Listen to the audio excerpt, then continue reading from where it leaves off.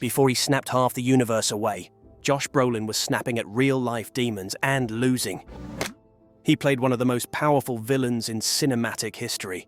But long before Thanos, Josh Brolin was the villain of his own life. Addiction, violence, gangs, regret.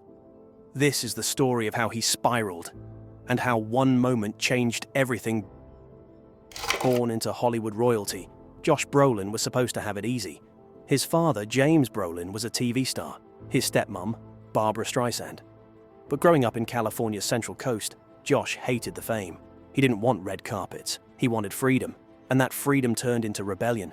By 16, he was addicted to heroin. He joined a gang. His friends were overdosing. And he would later say, "I should have died." In 1985, Brolin got his big break, The Goonies. It should have made him a star. But instead of riding the wave, he crashed. Hard. He refused to play the fame game. He took risky indie roles, fought with producers, and kept partying. There were DUIs, bar fights, and arrests. Even his relationships couldn't survive the chaos. His marriage to actress Alice Adair ended after just a few years, despite having 2 children together. And what followed was a string of broken engagements and failed romances. But the real villain wasn't Hollywood, it was himself. Josh later admitted, "I was trying to destroy everything because I didn't think I deserved anything."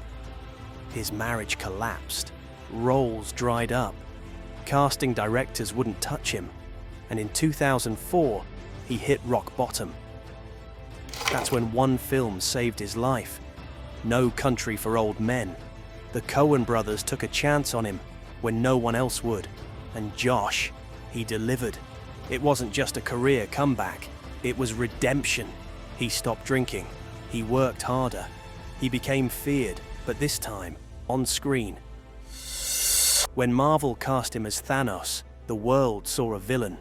But Josh Brolin saw his past, his pain, his rage. He channeled it all into the character that broke box office records and terrified millions. And this time, he wasn't the villain, he was the storyteller, telling your story through the monster he once was.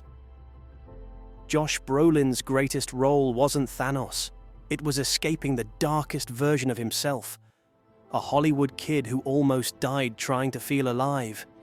And in the end, he found power not in a gauntlet, but in forgiveness. Not all villains stay villains. Some just needed a second act. Josh Brolin's journey proves that even Hollywood's brightest stars can fall. But how much of it was their choice?